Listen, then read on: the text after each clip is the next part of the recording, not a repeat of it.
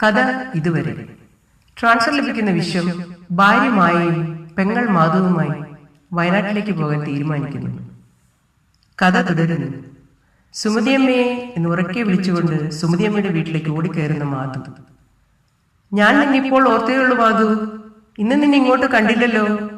ഞാൻ അങ്ങോട്ട് വരാനിരിക്കുകയായിരുന്നു. സുമതിയമ്മേ, ഞങ്ങൾ വയനാട്ടിലേക്ക് പോവുകയാണ്. വയനാട്ടിലേക്കോ? എന്തിന്? ആശ്ചര്യത്തോടെ സുമതിയമ്മ ചോദിച്ചു. ചേട്ടച്ചൻ അങ്ങോട്ട് ട്രാൻസ്ഫർ ആയി. ചേച്ചിയമ്മയും ഞാനും കൂടെ പോകുന്നുണ്ട്. എനിക്കൊന്നും മനസ്സിലാവുന്നില്ല മാധു. ചേച്ചിയമ്മ സമ്മതിച്ചോ? നിനക്ക് പഠിക്കാൻ പോകണ്ടേ? ഞാൻ അവിടെ പോയി പഠിച്ചോളാം സുമതിയമ്മേ. ചേച്ചിയമ്മയല്ലേ എന്നെ പഠിപ്പിക്കുന്നത്. അപ്പൊ അമ്മയോ? അമ്മ സുമതിയമ്മയെ വിട്ടു വരില്ലെന്നാ പറഞ്ഞത്. നീ വാ, നമുക്ക് വീട്ടിലേക്ക് പോകാം, സുമതിയമ്മ പറഞ്ഞു. അപ്പോഴേക്കും പുറകിൽ മായ വന്നു.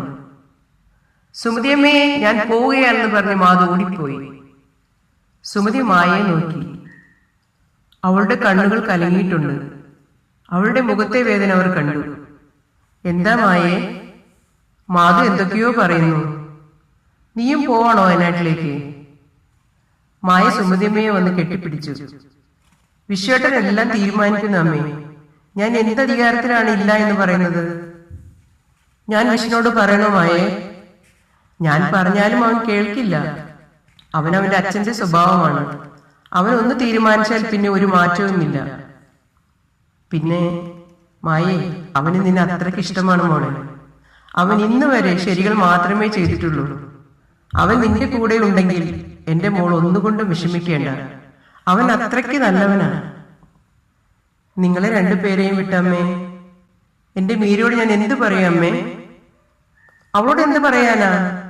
അവൾ അവിടെ നിർത്തി വരികയാണ് ഇവിടെ. ഞാൻ ഡ്യൂട്ടി ചെയ്ത ഹോസ്പിറ്റലിലോട്ട്. അമ്മേ, എനിക്ക് മീരയെ ഒന്ന് വിളിക്കണം. വിളിച്ചോളൂ. മായ പതുക്കെ ഫോണിന്റെ അടുത്തേക്ക് പോകുന്നു. ഫോൺ വിളിക്കുന്ന മായ അപ്പുറത്ത് ഫോൺ എടുക്കുന്നു. മീര ഡോക്ടർ റൗണ്ട്സിന് പോയി. അരമണിക്കൂർ കഴിഞ്ഞേ വരൂ. എവിടെ നിന്നാ വിളിക്കുന്നത്? വീട്ടിൽ നിന്നാ. ഓക്കെ മാഡം, ഡോക്ടർ വന്നാൽ വിളിക്കാൻ പറയാം. ശരി എന്ന് പറഞ്ഞ് മായ ഫോൺ വെക്കുന്നു. അമ്മ ഇങ്ങോട്ട് വിളിക്കാമെന്ന് പറഞ്ഞു. നീ ഇവിടെ വന്നിരുന്നേ. ഞാനിന്ന് പായസം ഉണ്ടാക്കിയിരുന്നു. അങ്ങോട്ട് കൊണ്ടുവരാൻ ഇരുന്നപ്പോഴാണ് മാധു ഓടി വന്നത്. അവൾക്ക് എന്തായാലും ഭയങ്കര സന്തോഷമാണ്. ഒരു ഗ്ലാസ് പായസം എടുത്ത് അവൾക്ക് കൊടുക്കുന്നു. മായ ആ ഗ്ലാസ് വാങ്ങി അമ്മയുടെ അടുത്തിരിക്കുന്നു. ഫോൺ ബെല്ലടിക്കുന്നു. മായ ഗ്ലാസ് അമ്മയുടെ കയ്യിൽ തിരികെ കൊടുത്തുകൊണ്ട് ഫോൺ എടുക്കാൻ പോകുന്നു. ഹലോ എന്ന് പറയുന്ന മായ. ഓ, ടീച്ചറായിരുന്നോ? എന്താ വിശേഷം? മായ ഒന്ന് പരിങ്ങി. പിന്നെ പതുക്കെ പറഞ്ഞു, വിശ്വേട്ടന് ട്രാൻസ്ഫർ ആണ്. അതിന് ഞാനും മാധവും കൂടെ പോകുന്നുണ്ട്. അപ്പൊ എന്റെ വിശ്വേട്ടനെ കൊണ്ട് നീ പോവുകയാണല്ലേ? മീര, ഞാൻ മായയുടെ തൊണ്ടയിടരുത്. ഒന്നും പറയണ്ട. നീ പ്രോമിസ് എല്ലാം മറന്നു.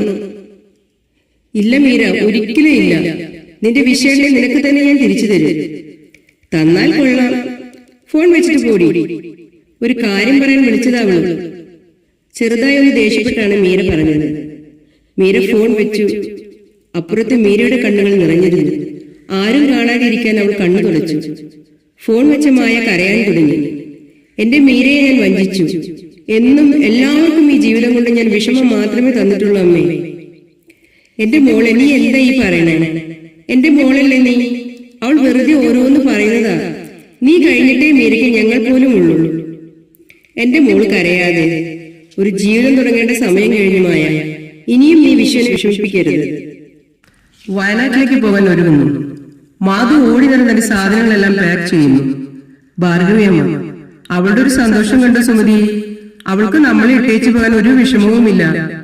മാധു ഓടി വന്ന് രണ്ട് അമ്മമാരുടെയും തോളിൽ വന്ന് കൈയിടുന്നു. ഒന്ന് പോടി നീ, നിന്റെ ഒരു സ്നേഹം, ഭാർഗവിയമ്മ വളരെ വാത്സല്യത്തോടു കൂടി പറഞ്ഞു. മാധു ചിരിച്ചുകൊണ്ട് ഓടി തന്റെ സാധനങ്ങൾ വീണ്ടും പാക്ക് ചെയ്യാൻ തുടങ്ങി. കുളി കഴിഞ്ഞു വരുന്ന വിശ്വം ബാഗ് അടയ്ക്കാൻ ബുദ്ധിമുട്ടുന്ന മായയുടെ പുറകിൽ വന്ന് ബാഗ് അടയ്ക്കാൻ സഹായിക്കുന്നു. മായ ചാടി മാറുന്നു. വിശ്വം പറഞ്ഞു. ബാഗ് അടയ്ക്കാൻ ബുദ്ധിമുട്ടുന്നത് കണ്ടപ്പോൾ മായ ഒന്നും മിണ്ടാതെ മാറിപ്പോകുന്നു. അവർക്ക് പോകാനുള്ള ടാക്സി വരുന്നു. മാധു രണ്ടമ്മമാർക്ക് ഉമ്മ കൊടുത്തുകൊണ്ട് കാറിന്റെ അടുത്തേക്ക് പോകുന്നു. വിശ്വം ബാഗെല്ലാം എടുത്ത് വണ്ടിയിൽ വയ്ക്കുന്നു. മായ അമ്മമാരുടെ അടുത്ത് നിൽക്കുന്നു. രണ്ടമ്മമാരും പൊട്ടിക്കരയാതിരിക്കാൻ ബുദ്ധിമുട്ടുന്നു. മായയെ വിശ്വം വിളിക്കുന്നു. വിശ്വം അമ്മമാരുടെ യാത്ര പറയുന്നു. മായ മുഖം പോലും ഉയർത്താതെ കാറിൽ കയറുന്നു. ഒരു വണ്ടി വീട്ടിലേക്ക് കയറി വരുന്നു. വണ്ടിയിൽ നിന്നിറങ്ങുന്ന മീര. മീരയെ കണ്ട മായ കാറിൽ നിന്ന് ഇറങ്ങി ഓടുന്നു. ഓടിപ്പോയി മീരയെ കെട്ടിപ്പിടിക്കുന്നു. മീര മായയോട്, ഞാൻ വരില്ല എന്ന് കരുതിയോ നീ? പ്രോമിസ് ഒന്നും മറക്കണ്ട. മായ ഒന്നും മിണ്ടിയില്ല. അമ്മമാരും വരുന്നു.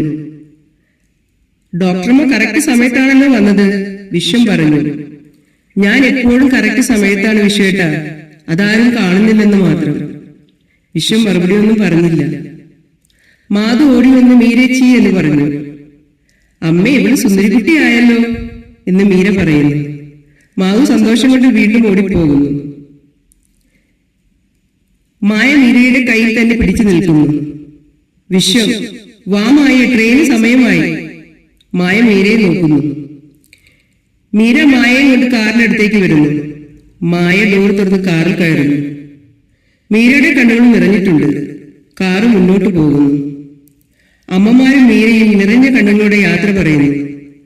കൺമറയുന്നതുവരെ മായ അമ്മമാരെയും മീരയെയും നോക്കുന്നു. കഥ തുടരും. മായയും മീരയും തമ്മിൽ എന്താണ് പ്രോമിസ്? സുന്ദരിയായ മുറപ്പെണ്ണ മീര ഉള്ളപ്പോൾ വിശ്വം മായ വിവാഹം ചെയ്യാനുള്ള കാരണമെന്ത്? ഇതെല്ലാം അറിയുവാൻ നിങ്ങൾ കേൾക്കുക ചേച്ചിയമ്മ എന്ന കഥ.